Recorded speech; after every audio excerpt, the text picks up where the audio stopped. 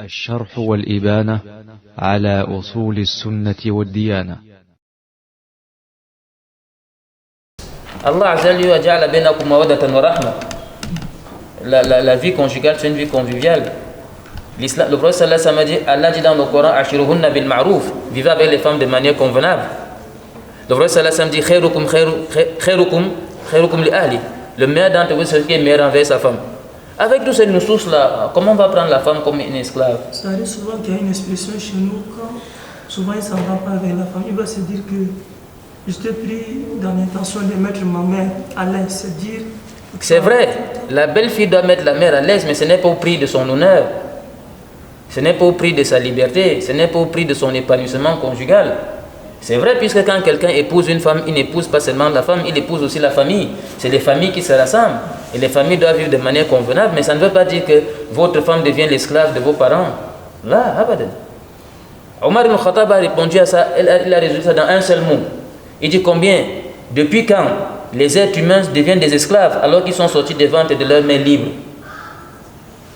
La bienfaisance, c'est comme l'adoration, non? Ça a des limites. Allah n'impose aucune âme une charge au-dessus de sa capacité. Mais si tu épouses une femme, elle n'a pas de vie, elle lave les habits de tout, c'est quoi ça?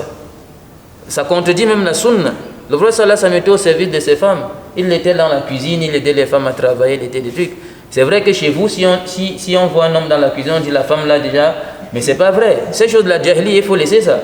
Nous on ne travaille pas avec la jahili, on travaille avec l'islam. On ne travaille pas avec les histoires de la jahili, on travaille avec l'islam.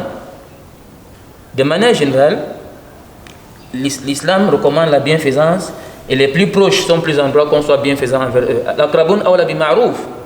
Si vous n'êtes pas bien avec votre épouse, vous êtes bien avec les gens de dehors, c'est un problème. Votre femme est plus en droit de bénéficier de votre bienfaisance avant la société. Mais ça n'empêche si la femme ne se conforme pas aux prescriptions de l'islam, que vous lui fassiez des remontrances, que vous éduquez, que vous faites un peu d'embargo, comme Allah nous recommande, c'est différent. Ça c'est un autre contexte. Mais à la base, il faut être bienfaisant envers la femme. La femme, de manière légitime, elle doit aider vos parents, parce que vos parents sont ses parents.